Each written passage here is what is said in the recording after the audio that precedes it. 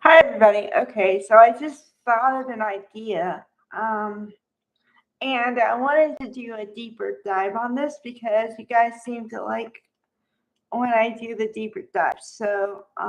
Okay, the reason my title is like good guys versus bad guys, and then women is because I'm gonna talk about a couple characters, and then I'm gonna transition it into real life and how it doesn't work in actual life.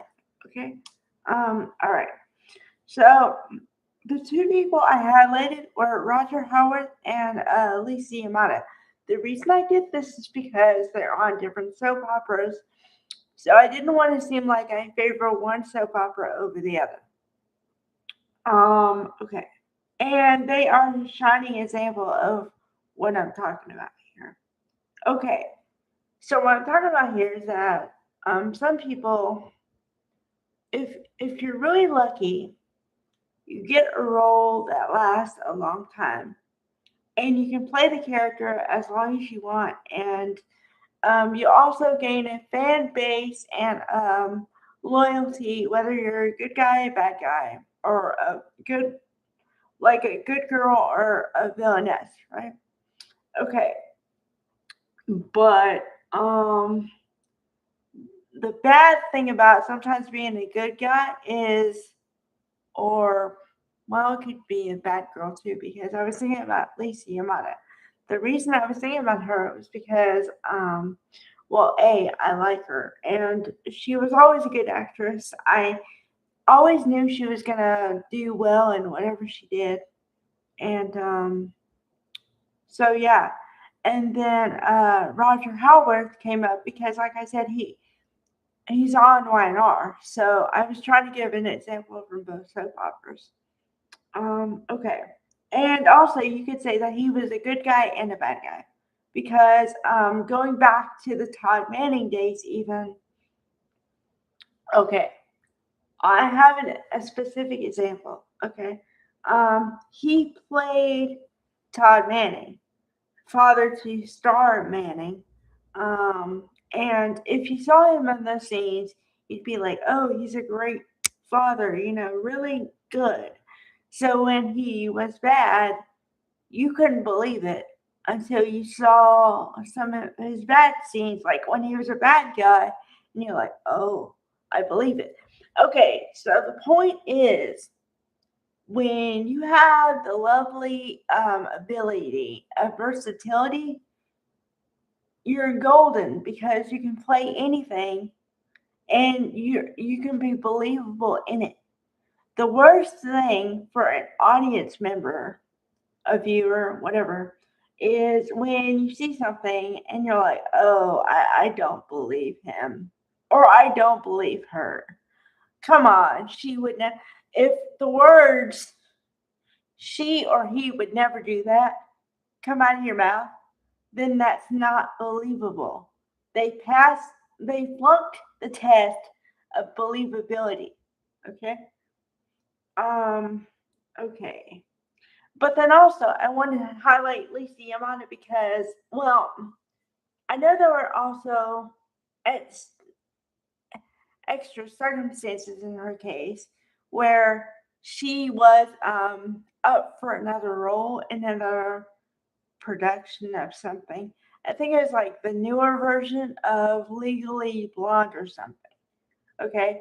So apparently they were going to write her out. And then the fans really liked her. So they wrote her back in. They kind of redeemed her character. Because remember, she was supposed to be in jail, and she was. But then remember, Dollar Bill Spencer got her out. But then when they got her out, they didn't know what to do with her. And then I think that's when she got the other possibility. So she wanted to leave. So then they had to kind of scramble to write her out and write her out permanently, as far as we know. The reason I say this is because I have seen many unalive character magically reappear, when everybody thought they were unalive.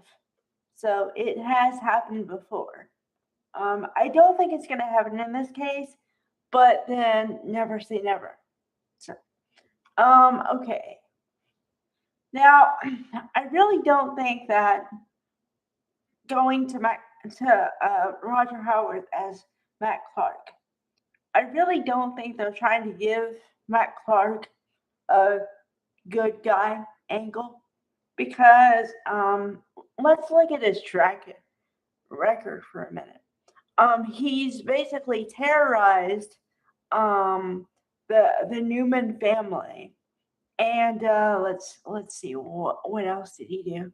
Oh, he targeted. I believe he sought out Noah, knowing that he was related to the Newmans, and therefore, you know, um, but then also he's also a cheater on his wife.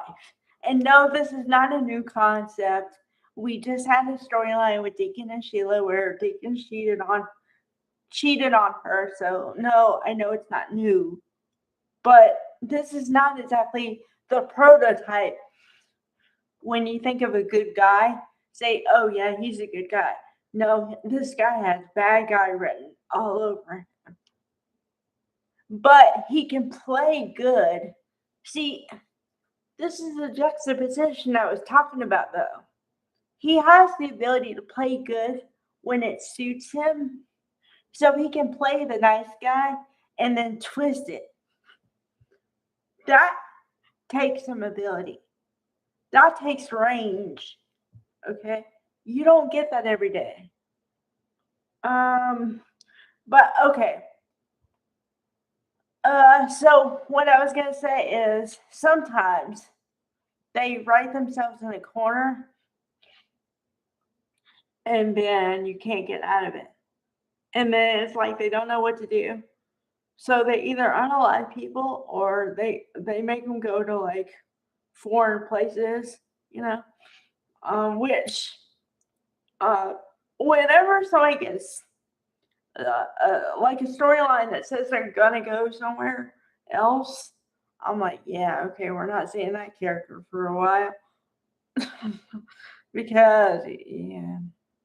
So yeah, okay. Now to the second part of my thing here.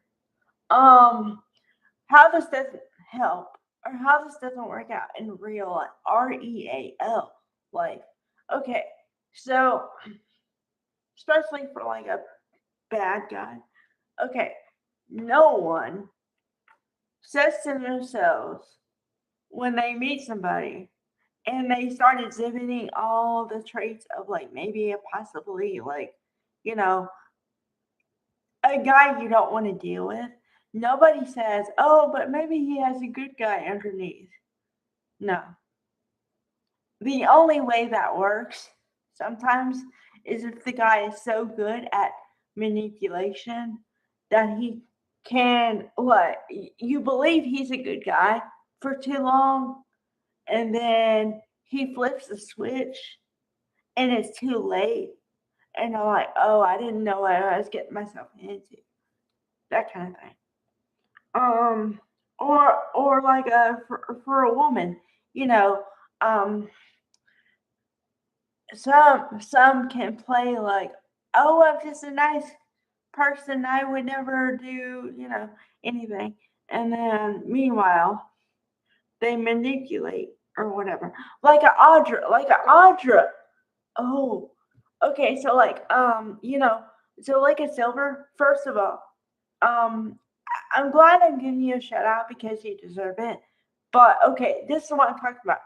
Okay, so you take a girl, a woman, whatever. I'm not trying to be demeaning. You take a woman and you go, okay, she looks really nice, sweet, whatever. And then later on, you find out that everything you told her, she used against you. How are you going to think that? No rational thinking person is going to go, oh, I better not tell her, you know, anything because she might use it against me. Nobody's going to think that. I mean, you might, but like, no one's going to be detective. No one's going to play detective in their own life 24/7. It just doesn't happen like that. And also, heads up, if you ever feel like you have to play detective in your life like that, maybe that's the wrong person, because you shouldn't have to like be all on alert all the time. Your nervous system and your body aren't meant for that. So, all right. Bye, guys.